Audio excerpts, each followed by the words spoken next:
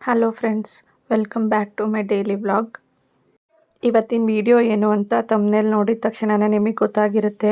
Finally ನನ್ನ dream come true ಅನ್ನೋ ಥರ ಮೆಟರ್ನಿಟಿ ಫೋಟೋ ಶೂಟ್ ಮಾಡಿಸ್ಕೋಬೇಕು ಅಂತ ತುಂಬ ದಿನದಿಂದ ಟ್ರೈ ಮಾಡ್ತಾಯಿದ್ವಿ. ತುಂಬ ಆಸೆನೂ ಇಟ್ಕೊಂಡಿದ್ದೆ. 2 ಸಲ ಫೋಟೋ ಶೂಟ್ಗೆ ಪ್ಲ್ಯಾನ್ ಮಾಡಿ ಎಲ್ಲ ಪ್ರಿಪೇರ್ ಆಗಿ 2 ಸಲನೂ ಹುಷಾರಿಲ್ಲದೆ ಕ್ಯಾನ್ಸಲ್ ಮಾಡಿ ಮತ್ತು 3ನೇ ಸಲ ಅರೇಂಜ್ ಆಯಿತು. ಈ ಸಲನೂ ಏನಾಗುತ್ತಪ್ಪ, ಹೆಂಗೆ ಮತ್ತೆ ಕ್ಯಾನ್ಸಲ್ ಆದರೆ ಏನು ಮಾಡೋದು, ರಾತ್ರಿ ಹುಷಾರು ತಪ್ಪಿದ್ರೆ ಏನು ಮಾಡೋದು ಅಂದ್ಕೊಂಡೆ. ಇಡೀ ನೈಟ್ ಪೂರ್ತಿ ಯೋಚನೆ ಮಾಡಿ ರಾತ್ರಿ ಎಲ್ಲ ನಿದ್ದೆನೇ ಇರಲಿಲ್ಲ. ಆಲ್ರೆಡಿ ನಾವು ಸ್ಟುಡಿಯೋ ಹತ್ರ ಬರೋಷ್ಟರಲ್ಲೇ ಫುಲ್ಲು ಟಯರ್ಡ್ ಆಗಿದೆ ಸ್ವಲ್ಪ. ಬಟ್ ಫೈನಲಾಗಿ ಫೋಟೋಶೂಟ್ ಮಾಡಿಸ್ಕೊಳ್ತಾ ಇದ್ದೀನಲ್ಲ ಅನ್ನೋ ಖುಷಿಗೆ ಏನೋ ಗೊತ್ತಿಲ್ಲ, ಬಟ್ ಸ್ವಲ್ಪ ಎನರ್ಜಿ ಜಾಸ್ತಿನೇ ಬಂದಿತ್ತು ಸ್ಟುಡಿಯೋ ಹತ್ರ ಬರೋಷ್ಟರಲ್ಲಿ. ನನಗೆ ಫೋಟೋಶೂಟ್ ಬಂದು ನಾರ್ತ್ ಕನ್ನಡ ಸೈಡಲ್ಲಿ ಅದು ಆ ಕಾಸ್ಟ್ಯೂಮು ಮತ್ತು ಆ ಮೇಕಪ್ಪಲ್ಲಿ ಫೋಟೋಶೂಟ್ ಮಾಡಿಸ್ಕೋಬೇಕು ಅಂತ ತುಂಬ ಆಸೆ ಇತ್ತು. ಆ್ಯಂಡ್ ದೆನ್ 2 ಕಾನ್ಸೆಪ್ಟಲ್ಲಿ ನಾವು ಫೋಟೋಶೂಟ್ ಪ್ಲ್ಯಾನ್ ಮಾಡಿದ್ವಿ, ಇಂಡೋರು ಮತ್ತು ಔಟ್ಡೋರು. ಔಟ್ಡೋರಲ್ಲಿ ಟ್ರೆಡಿಷ್ನಲಾಗಿ, ಇಂಡೋರಲ್ಲಿ ಸ್ವಲ್ಪ ಮಾಡರ್ನ್ ಲುಕ್ಕಲ್ಲಿ ಫೋಟೋಶೂಟ್ ಮಾಡಿಸೋಣ ಅಂತ ಪ್ಲ್ಯಾನ್ ಮಾಡ್ಕೊಂಡಿದ್ವಿ. ಇನ್ನು ಈ ಸ್ಯಾರಿನ ಬಂದು ಹಾಸನಲ್ಲಿ ತುಂಬ ಶಾಪಲ್ಲಿ ಹುಡುಕಿದ್ವಿ, ನಮಗೆ ಈ ಥರ ಸ್ಯಾರಿ ಸಿಗಲೇ ಇಲ್ಲ. ಬಟ್ ನನಗೆ ಇದೇ ಥರ ಸ್ಯಾರಿ ಬೇಕು ಅನ್ನೋದು ಮೈಂಡಲ್ಲಿತ್ತು. ಕೊನೆಗೂ ನನಗಂತೂ ಹುಡ್ಕೋಕ್ಕಾಗಲಿಲ್ಲ ಈ ಸ್ಯಾರಿನ. ಬಟ್ ನನ್ನ ಹಸ್ಬೆಂಡು ಒಂದು ಶಾಪಲ್ಲಿ ಹುಡುಕಿ ತಗೊಂಡು ಬಂದರು. ಗೌನಾದರೆ ರೆಂಟ್ ಮಾಡ್ಬೋದು, ಬಟ್ ಸ್ಯಾರಿನೆಲ್ಲ ರೆಂಟ್ ಮಾಡೋಕ್ಕೆ ಅದು ಗೊತ್ತೂ ಇರಲಿಲ್ಲ ನನಗೆ ಹಾಸನಲ್ಲಿ ಎಲ್ಲಿ ಸಿಗುತ್ತೆ ಈ ಸ್ಯಾರಿಗಳೆಲ್ಲ ರೆಂಟಿಗೆ ಅಂತ. ಅದಕ್ಕೆ ನಾನೇ ಹುಡುಕಿ ಮಾಡೋಣ ಅಂತ ಹೇಳ್ಬಿಟ್ಟು ನನ್ನ ಹಸ್ಬೆಂಡು ಕೊನೆಗೆ ತಂದು ಕೊಟ್ಟರು ಈ ಸ್ಯಾರಿನ. ಅದರಲ್ಲೂ ಈ ಕಾಸ್ಟ್ಯೂಮಲ್ಲಿ ನಾನು ಫೋಟೋ ಶೂಟ್ ಮಾಡಿಸ್ಕೊಳಕ್ಕೆ ಅದೆಷ್ಟು ಎಕ್ಸೈಟೆಡ್ ಆಗಿದೆ ಅಂದರೆ ನಂಗೆ ತುಂಬ ಖುಷಿ ಆಗ್ತಿತ್ತು.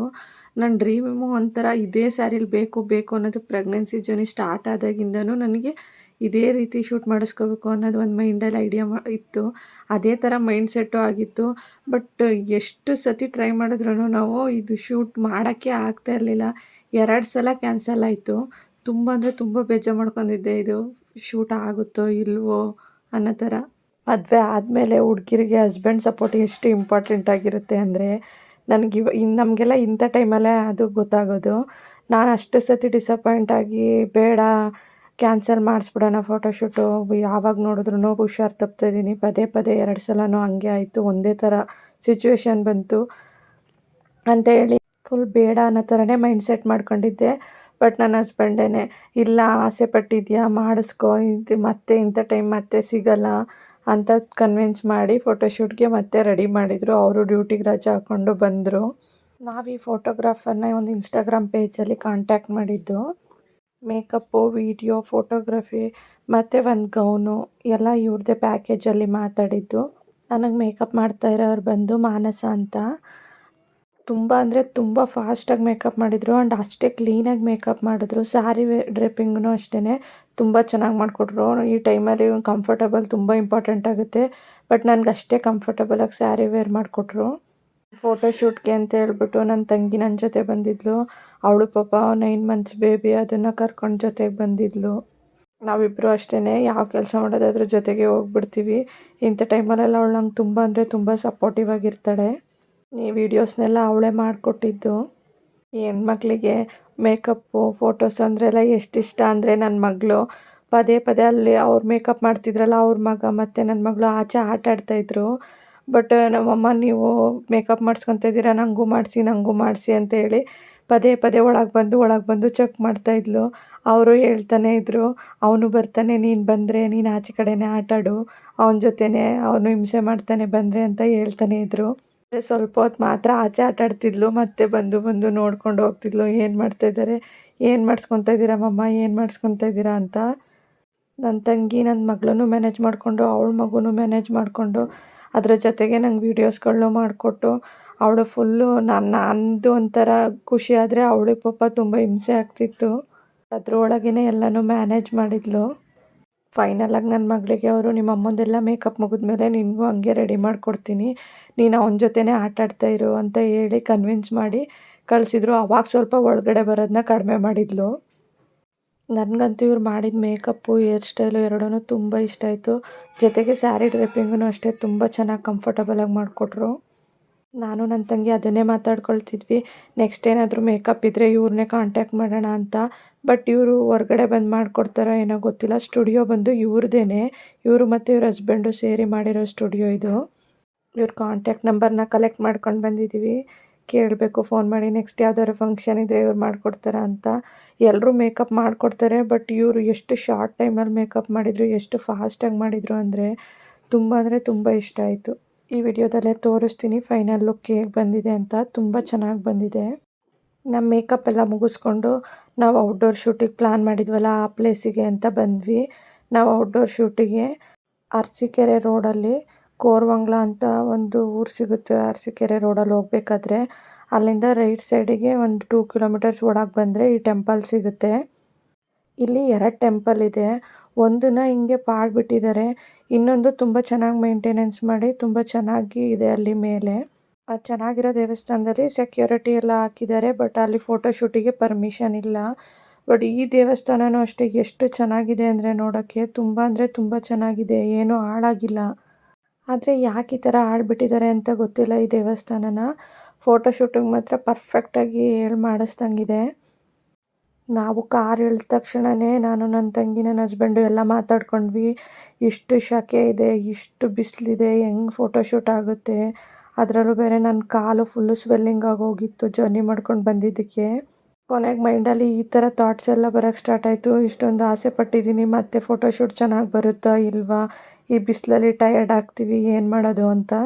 ಬಟ್ ಆಚೆ ಎಷ್ಟೊಂದು ಬಿಸಿಲಿತ್ತು ಅಂದರೆ ಟೆಂಪಲ್ ಒಳಗೆ ಎಂಟರ್ ಆದ ತಕ್ಷಣ ಫುಲ್ಲು ಕೂಲಾಗಿದೆ. ಆ ವೆದರೇ ಚೇಂಜು, ಅಲ್ಲಿಗೂ ಆಚೆಗೂ ಟೆಂಪಲ್ ಒಳಗಡೆಗೂ ಚೂರು ಕಂಪ್ಯಾರಿಸನೇ ಇಲ್ಲ. ಹಳೆ ಕಾಲದ ದೇವಸ್ಥಾನಗಳೇ ಅಷ್ಟು ಅನಿಸುತ್ತೆ. ಇದು ಯಾವ ಥರ ಕಲ್ಲು ಯೂಸ್ ಮಾಡಿರ್ತಾರೋ ಗೊತ್ತಿಲ್ಲ, ಬಟ್ ತುಂಬ ಕೂಲಾಗಿತ್ತು. ನನ್ನ ತಂಗಿದು ಚಿಕ್ಕ ಪಾಪು ಇರೋದ್ರಿಂದ ಶಾಖೆಗೆ ಹಿಂಸೆ ಆಗುತ್ತೆ ಅಂತ ಅಂದ್ಕೊಂಡಿದ್ವಿ ನಾವು. ಬಟ್ ಅದು ಅಷ್ಟು ಕೂಲಾಗಿರೋದಕ್ಕೆ ಎಷ್ಟು ನೀಟಾಗಿ ಆಟ ಆಡ್ಕೊಂಡು ನೀಟಾಗಿ ಕೂತಿತ್ತು. ಇನ್ನು ಈ ಫೋಟೋಗ್ರಾಫರ್ ಬಗ್ಗೆ ಹೇಳಬೇಕು ಅಂದರೆ ಎಷ್ಟು ಫ್ರೆಂಡ್ಲಿಯಾಗಿ ಇದ್ದರು ಅಂದರೆ, ನಮಗೆ ಫೋಟೋ ಶೂಟ್ ಬಗ್ಗೆ ಅಷ್ಟೆಲ್ಲ ಗೊತ್ತೇ ಇಲ್ಲ, ಐಡಿಯಾನೇ ಇಲ್ಲ. ನನಗೂ ಅಷ್ಟೇ, ನನ್ನ ಹಸ್ಬೆಂಡ್ಗೂ ಅಷ್ಟೇ. ಪ್ರೀ ವೆಡ್ಡಿಂಗ್ ಶೂಟ್ ಮಾಡಿಸಿದ್ವಿ, ಅದನ್ನು ಬಿಟ್ಟರೆ ನೆಕ್ಸ್ಟ್ ಇವಾಗಲೇ ಮಾಡಿಸ್ತಾ ಇರೋದು. ನನ್ನ ಮಗಳದು ಫಸ್ಟು ಮೆಟರ್ನಿಟಿ ಶೂಟು ಅದು ಏನೂ ಮಾಡಿಸ್ಲಿಲ್ಲ. ಅವಳ ಪ್ರೆಗ್ನೆನ್ಸಿಯಲ್ಲಿ ಗ್ರ್ಯಾಂಡಾಗಿ ಸೀಮಂತ ಮಾಡ್ಕೊಂಡೆ, ಬಟ್ ಈ ಸಲ ಸೀಮಂತ ಬೇಡ, ಫೋಟೋ ಶೂಟ್ ಮಾಡಿಸ್ಕೊಳ್ಳೋಣ ಅಂತಲೇ ಪ್ಲ್ಯಾನ್ ಮಾಡ್ಕೊಂಡಿದ್ವಿ. ನನಗೆ ಗೌನಲ್ಲಿ ಬರೋ ಫೋಟೋಸ್ಗಿಂತ ಇದೇ ಕಾಸ್ಟ್ಯೂಮಲ್ಲಿ ಫೋಟೋಸು ತುಂಬ ಚೆನ್ನಾಗಿ ಬೇಕು ಅನ್ನೋ ಥರ ಮೈಂಡಲ್ಲಿ ಇದ್ದಿದ್ದು. ಬಟ್ ಅದೇ ಥರ ತುಂಬ ಚೆನ್ನಾಗಿ ಫೋಟೋಸ್ಗಳನ್ನ ತೆಗೆದುಕೊಟ್ರು. ನಾನು ಬೇಗ ಟಯರ್ಡ್ ಆಗ್ತಿದ್ದೆ ಅಂತ ಮಧ್ಯ ಗ್ಯಾಪ್ ಕೊಟ್ಟು ಪೋಸಸ್ಗಳನ್ನ ಹೇಳ್ಕೊಟ್ಟು, ವೀಡಿಯೋಸ್ನೂ ಅಷ್ಟೇ ಕೊಟ್ಟು ನೀಟಾಗಿ ಮಾಡಿಸ್ತಾಯಿದ್ರು. ಇದೇ ಥರ ಟ್ರೆಡಿಷ್ನಲ್ ದೇವಸ್ಥಾನ ಬಂದು ನಮ್ಮನೆ ಹತ್ರನೇ ಒಂದಿದೆ, ಬಟ್ ಅದು ಫುಲ್ಲು ಸೆಕ್ಯೂರಿಟಿ ಎಲ್ಲ ಮೇಂಟೈನ್ ಮಾಡಿ ಇವಾಗೆಲ್ಲ ಫೋಟೋ ಶೂಟಿಗೆಲ್ಲ ಪರ್ಮಿಷನ್ ಕ್ಯಾನ್ಸಲ್ ಮಾಡಿದ್ದಾರೆ. ನಾವು ಅಲ್ಲೇ ಫೋಟೋ ಶೂಟ್ ಮಾಡಿಸ್ಬೇಕು ಅಂತ ಪ್ಲ್ಯಾನ್ ಮಾಡಿದ್ವಿ, ಬಟ್ ಹೋಗಿ ಕೇಳಿದಾಗ ಇಲ್ಲ, ಇವಾಗೆಲ್ಲ ಪರ್ಮಿಷನ್ ಕೊಡ್ತಾ ಇಲ್ಲ ಅಂತ ಹೇಳಿದರು. ಫೈನಲಾಗಿ ಈ ಲೊಕೇಶನ್ನ ಬಂದು ನನ್ನ ತಂಗಿನೇ ಸರ್ಚ್ ಮಾಡಿ ನಮಗೆ ಸಜೆಸ್ಟ್ ಮಾಡಿದ್ದು. ಯಾಕಂದರೆ ಅವ್ರ ಊರಿಗೆ ಹತ್ರ ಇದು ದೇವಸ್ಥಾನ ಬಂದು. ಮತ್ತೆ ಪರ್ಮಿಷನ್ ಕೊಡಲಿಲ್ಲ ಅಂತ ಹೇಳಿರ್ತಾರೆ ಅಂತ ಹೇಳಿ ಇಲ್ಲೂ ಬಂದು ವಿಚಾರಿಸಿ ಎಲ್ಲ ಮಾಡಿ ಕೊನೆಗೆ ಈ ಲೊಕೇಶನ್ನ ಸೆಲೆಕ್ಟ್ ಮಾಡ್ಕೊಂಡ್ವಿ. ಈ ಲೊಕೇಶನ್ನ ಸೆಲೆಕ್ಟ್ ಮಾಡಿದ್ದಕ್ಕೂ ಸಾರ್ಥಕ ಆಯಿತು. ಎಷ್ಟೇ ಬಿಸಿಲಿದ್ರೂ ಎಂಥ ಟೈಮಲ್ಲೇ ಬಂದ್ರೂ ತುಂಬ ಆರಾಮಾಗಿ ಕೂಲಾಗಿ ಫೋಟೋ ಶೂಟ್ನ ಮುಗಿಸ್ಕೊಂಡು ಹೋಗ್ಬೋದು.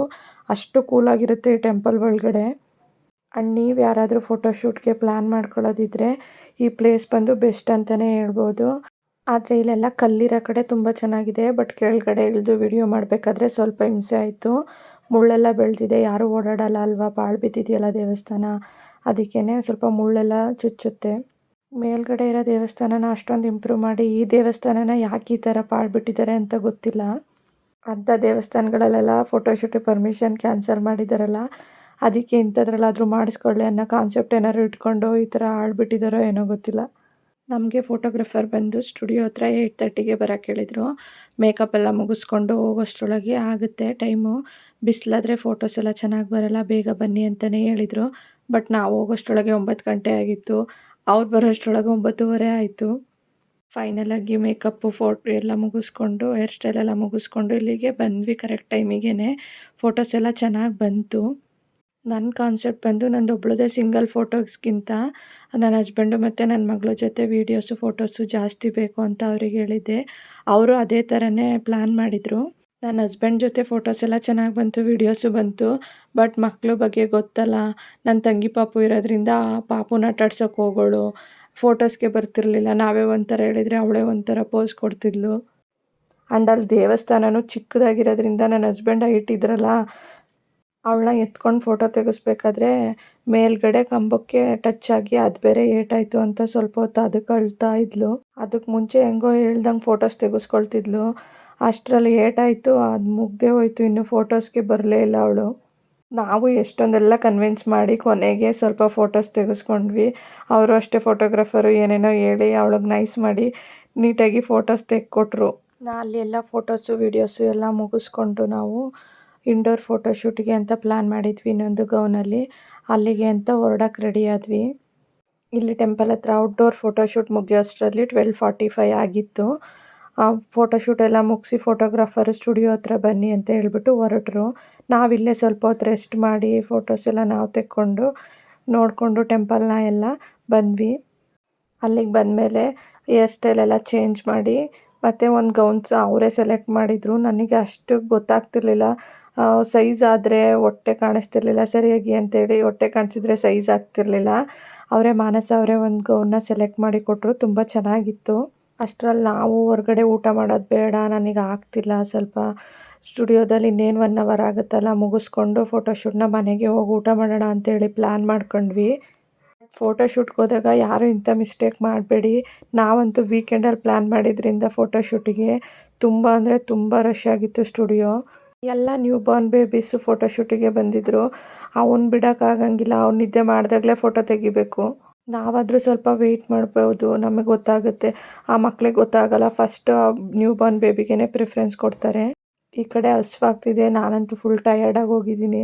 ಅದರಲ್ಲೂ ಗೌನ್ ಹಾಕೊಂಡು ಬೇರೆ ರೆಡಿಯಾಗಿದ್ದೀನಿ ಹೊರಗಡೆ ಹೋಗಿ ಊಟನಾದರೂ ಮಾಡ್ಕೊಬರೋಣ ಅಂದರೆ. ಮತ್ತೆ ಆ ಕಾಸ್ಟ್ಯೂಮ್ ತೆಗೆದು ಮತ್ತೆ ಬೇರೆ ಬಟ್ಟೆ ಹಾಕ್ಕೊಂಡು ರೆಡಿಯಾಗಿ ಊಟ ಮಾಡ್ಕೊಬಂದು ಮತ್ತೆ ಆ ಕಾಸ್ಟ್ಯೂಮ್ ಹಾಕೊಳ್ಳೋಷ್ಟು ಪೇಷನ್ಸ್ ಆಗಲಿ ಶಕ್ತಿ ಆಗಲಿ ಇರಲಿಲ್ಲ ನನಗೆ. ಅಷ್ಟಲ್ಲಿ ಒಂದ್ಸಲ ಮುಗಿಸ್ಕೊಂಡು ಹೋಗ್ಬಿಡೋಣ ಅನ್ನೋ ಥರ ಆಗೋಗಿತ್ತು. ನನ್ನ ಮಗಳು ಅಷ್ಟೇ ಫುಲ್ಲು ಟಯರ್ಡಾಗಿ ಹೋಗಿದ್ಲು. ಅವಳಿಗೆ ಊಟನೂ ಕೊಡಿಸಿರ್ಲಿಲ್ಲ ನಾವು, ಬರೀ ಐಸ್ ಕ್ರೀಮು ಚಾಕ್ಲೇಟು ಅದರಲ್ಲೇ ಇದ್ಲು. ಬೆಳಗ್ಗೆ ಬೇಗ ಇದ್ದಿರೋದ್ರಿಂದ ನಿದ್ದೆ ಬೇರೆ ಬಂದಿತ್ತು. ಫುಲ್ಲು ಟಯರ್ಡಾಗಿ ನಾವು ಹೇಳಿದ ಮಾತೇ ಕೇಳ್ತಿರ್ಲಿಲ್ಲ. ಅವಳೇ ಒಂಥರ ಆಡ್ತಿದ್ಲು. ಫೈನಲಾಗಿ ಸ್ಟುಡಿಯೋದಲ್ಲಿ ನೀಟಾಗಿ ಫೋಟೋಸೇ ತೆಗೆಸ್ಕೊಳ್ಳಿಲ್ಲ ಅವಳು. ಗೌನ್ ಬಂದು ಇದೇನೆ ಪರ್ಪಲ್ ಕಲರ್ ಗೌನ್ ಸೆಲೆಕ್ಟ್ ಮಾಡಿದ್ವಿ.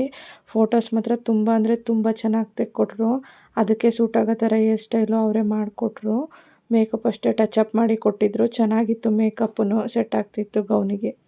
ಬಟ್ ನಾವು ಇಂಡೋರ್ ಒಂದಿನ ಔಟ್ಡೋರ್ ಒಂದಿನ ಪ್ಲ್ಯಾನ್ ಮಾಡಬೇಕಿತ್ತು. ನಮಗೂ ಟೈಮ್ ಇರಲಿಲ್ಲ, ಎಲ್ಲ ಫೋಟೋಶೂಟು ಮಿಸ್ ಆಗ್ತಿತ್ತು ಅಂತ ಹೇಳಿ ನಾವು ಒಂದೇ ದಿನ ಪ್ಲ್ಯಾನ್ ಮಾಡಿದ್ವಿ.